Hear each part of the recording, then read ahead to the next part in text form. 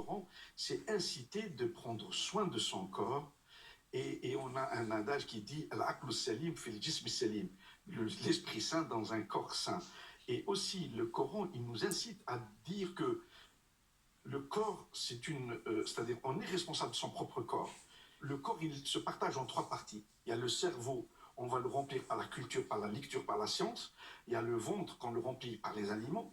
Et puis il y a le corps, les muscles, par le sport. Et puis il y a l'enveloppe extérieure. Est-ce que la beauté trouve sa place dans tout ça? Et comment Dieu est beau, parce que Dieu en islam, Allah, il a 99 noms, donc qualificatifs. El-Jamal, le beau, l'élevé, le puissant, l'omnipotent, le créateur, le tout-puissant, et donc tous ces qualificatifs. Allah est beau et aime la beauté. La beauté en islam, c'est la beauté de l'intérieur.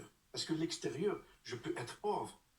Et puis, en islam, il dit, il n'y a point, dans le Coran, il n'y a point de différence entre un noir et un blanc, entre un croyant et un non-croyant, et un musulman et un non-musulman, que par la piété, et donc par la foi. Et donc, qu'est-ce qui fait que ma foi me donne cette joie et ce bonheur? C'est parce que Dieu me demande de protéger mon corps. Le prophète Mohammed, il dit aussi, le croyant ne doit pas manger jusqu'à ce qu'il n'arrive plus à respirer. Il dit, il faut partager l'estomac en trois parties.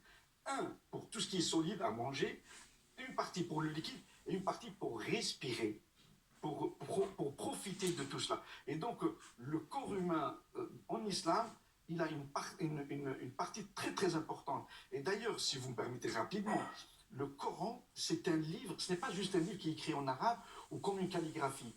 Dans le générique, vous avez vu que c'est très joli ce qui est écrit. Il est écrit le mot « li iqra ». C'est le premier verset qui a été annoncé au prophète sallallahu alayhi wa sallam.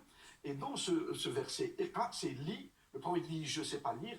Li, il dit, je ne sais pas lire. Il lui dit, li, par le Tout-Puissant, le Créateur qui t'a créé, qui va t'apprendre à écrire et à lire.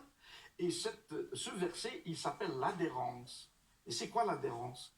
Eh bien, l'adhérence, c'est de la médecine. C'est au moment où il y a rencontre ovule spermatozoïde, le premier embryon, il s'adhère au niveau de la matrice. Et donc, c'est un livre qui incite sur la science, sur comment protéger.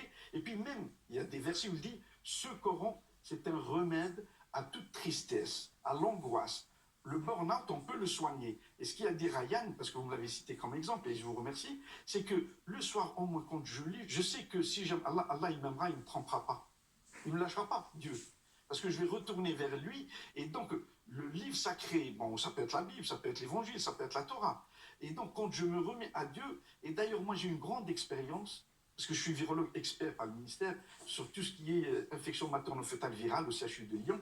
Et tous les vendredis matins, on est en réunion et on voit des cas pathologiques chez le fœtus. Et quand on annonce à la femme enceinte qu'il y a telle pathologie, elle se met à pleurer, désespoir. Eh bien, souvent, moi, je participe et même j'irai voir le couple et je leur explique. Eh bien, on voit cette force des patientes qui sont croyantes. Et elle dit, j'accepte. Il est trisomique, j'accepte. C'est Dieu qui m'en a fait, c'est une épreuve.